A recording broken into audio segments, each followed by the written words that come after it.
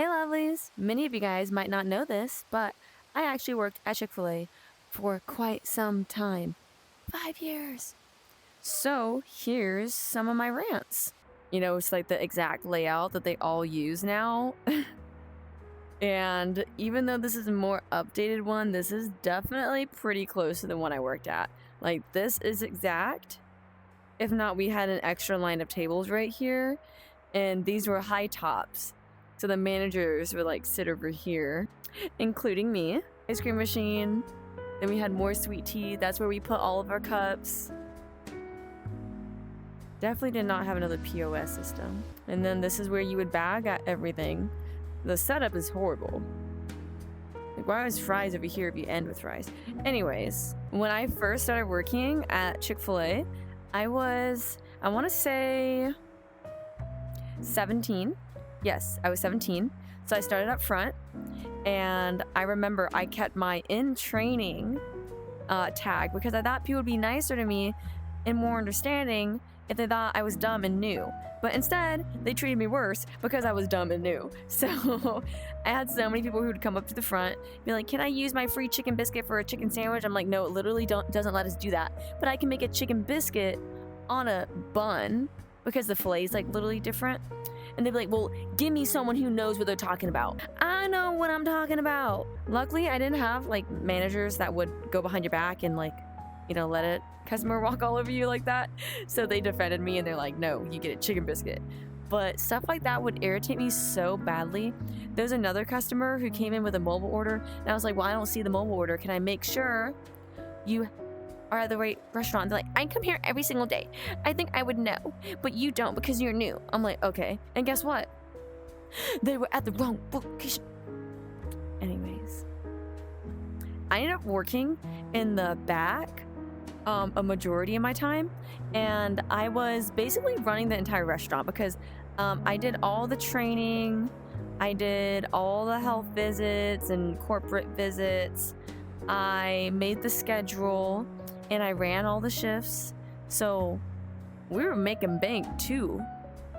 But the reason why I left Chick-fil-A was because I worked for a misogynistic owner, which is so weird to me to say because you would think that I'm talking about a dude, but it was a girl.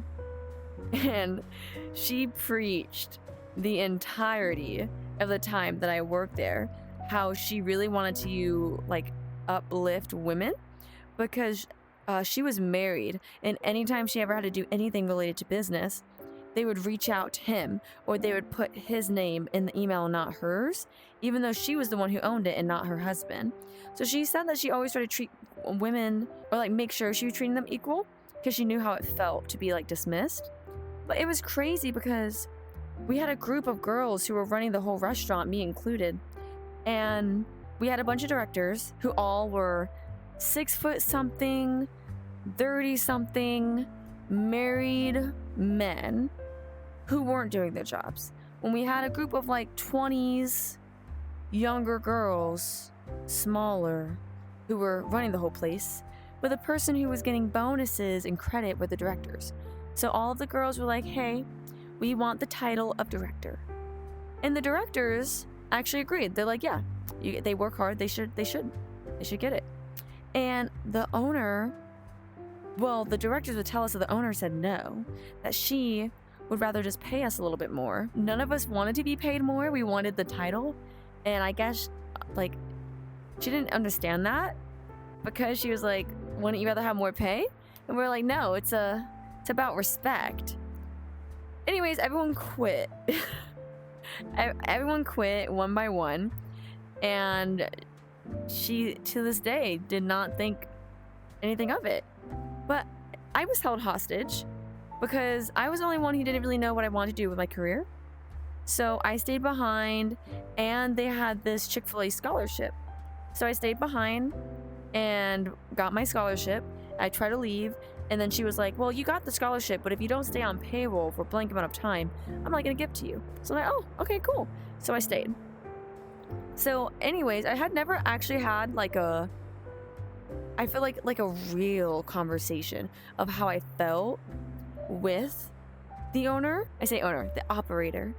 So I finally did. I was like, okay, I'm gonna tell you exactly how I feel. So I told her everything and how I wanted to be a director. And she said, yeah, I'm never gonna promote you because you're a woman and because you're in your 20s and I don't trust you. And I was like, oh. And she was like, and I don't care to pay any of you guys more. I pay the dudes because I trust them and because they're consistent. I'm like, oh. Okay. The guys who don't do their jobs and have bad attitudes, but not the girls who make you the most money. Anyways, I was like, okay, I'm done. Bye. After that, and I remember the directors came up to me and they're like, how'd your meeting go? And I was like, it was horrible. And I told them everything that she had said to me. And they were like, oh my gosh, I'm so sorry. We had literally just had a talk with her before she had a meeting with you. And she said, hey, I feel like she's a lost cause, but I want Ash to stay because she's one of the most valuable, if not the most valuable employee I've ever had. And I know she's gonna go somewhere. She's gonna own like her own Chick-fil-A, and she's done so much for this business, yada, yada, yada. And then she said what she said to me instead. And I'm like, I don't know why she was saying all these nice things to directors when she was saying horrible things to me. But, you know, if you can't communicate, you can't communicate. I'm not going to work for you. So I did end up leaving. And since then, I've never had an as traumatizing job. Like, I really think back to my Chick-fil-A days where, like, I wasn't allowed to be sick because I'm different from everyone else. And all the sick ones, they let the family down. They let the team down. You have to come in sick. Why? What? You know, this is even crazier. I was like 17, 18. So I still wasn't really good at saying no to things. And I remember I was taking an order up front and I started getting so dizzy. I knew I was gonna faint even though I've never fainted before. So I finished taking my order like a good little girl and I went to the back and I walked past the prep station. I turned the corner where there's no one and I collapsed on the floor and just passed out for a little bit. It was not long, like, you know, 15-ish seconds. And I got up and one of the top directors walks in, sees me on the floor, gives me water, fruit, sits me in the office. And I sat down for like 10, 15 minutes feeling so guilty. I'm on the clock, like eating free fruit. So I get up and I go back up front and another director taps me on the shoulder. He's like, go outside. And I'm like, oh, okay. So I went outside. Mind you, it was like 100 degrees outside and started taking orders like a good girl. And, you know, someone else ran outside and was like, you could have said no. Are you okay? And I was like, yeah, I'm okay. It's fine. And I stayed outside. But no, I wasn't okay. Like, are you really gonna let a kid make that decision after you saw them pass out? Am I not a liability at that point? But they didn't care because they didn't want to go outside themselves. It was insane. I want to say this. I really did love Chick-fil-A, by the way. And I really wanted to, like, own my own Chick-fil-A. And the only reason why I quit was because of the people. Like, people really ruin stuff for you. There was one director. I'm not gonna say his real name, just in case. But I'll say his name was Chad. And his real name's really close to that. And he was sleeping, he was a director. He was sleeping with all of the 20-year-olds, promising they'd be director or something of the, I don't know, fast food drive-thru or something. And mind you, he had a girl at home that he wasn't dating, but he rented a house with that was in one bedroom and they shared a bed. They said, yeah, anyways. But he was sleeping around with all these girls that were, you know, it's a power dynamic. They were underneath him, promising them roles and not giving it to them, which he shouldn't anyway, because everything's bad. But he was a director, and like I can't be trusted. Anyways, he works at Chick-fil-A corporate now, so I really love how things are going for him. He left our store like multiple times and would come back just open arms and would get his position back instantly. But you know, they're the dependable ones. Okay, but towards the end of my career at Chick-fil-A, I will say I had a lot of fun because I just didn't give a crap anymore. I could kind of just do whatever I wanted. And one thing I wanted to do was be freaking nosy when it came to all the relationship drama that was going on. Because after everyone quit, they had to lower the standards. They just hired a bunch of people they probably shouldn't have. So that comes to this story, and this will be my last story to sign up on.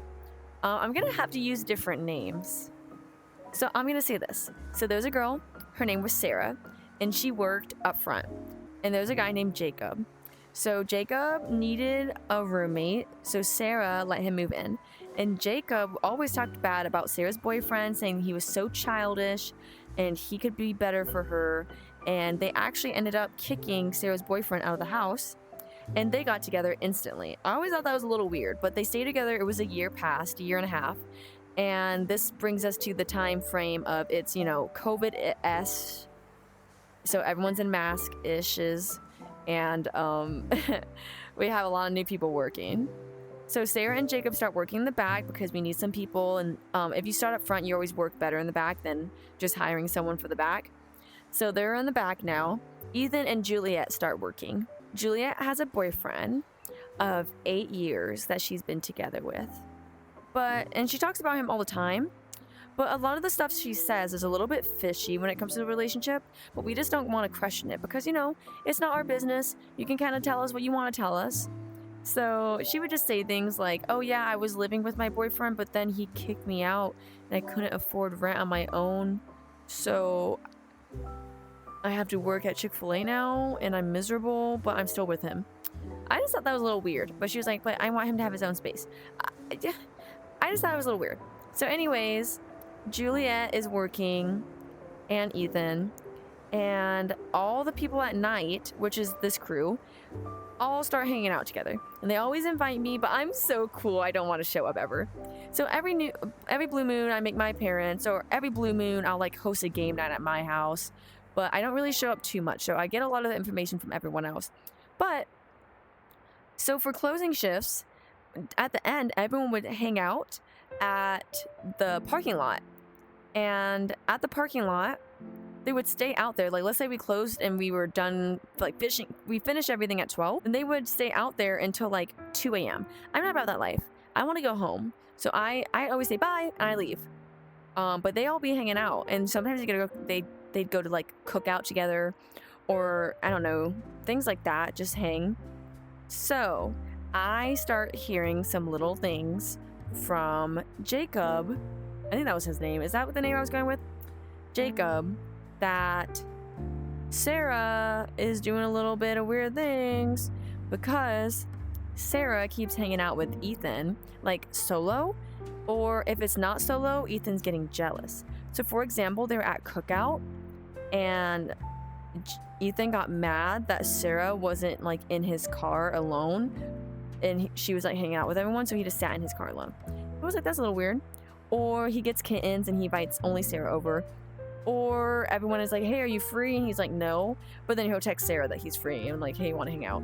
And I'm if I was her boyfriend, I wouldn't be okay with that, but you do you. Then I start hearing from Juliet that Ethan really likes Sarah, and she's caught them staying way past the time everyone else leaves, and she'll because she's really nosy, she'll come back around, and she basically hinted that they were cheating without saying that. And so she's whispering this into Jacob's ear, and her and Jacob get really close. And Sarah and Ethan are watching Euphoria and hanging out all the time. And it's just a little strange. And I don't know, it's a little weird. So Jacob gets mad at Sarah one day after finding out everyone had left and she was there. And he's you know what? We're gonna be done if you don't come home right now, from now on, all the time after your shifts. So she starts to come home, and they're trying to fix things because they're on and off at this point because of her relationship with Ethan. And he keeps saying hey, just tell me if you have something going on with him, you need to let me know.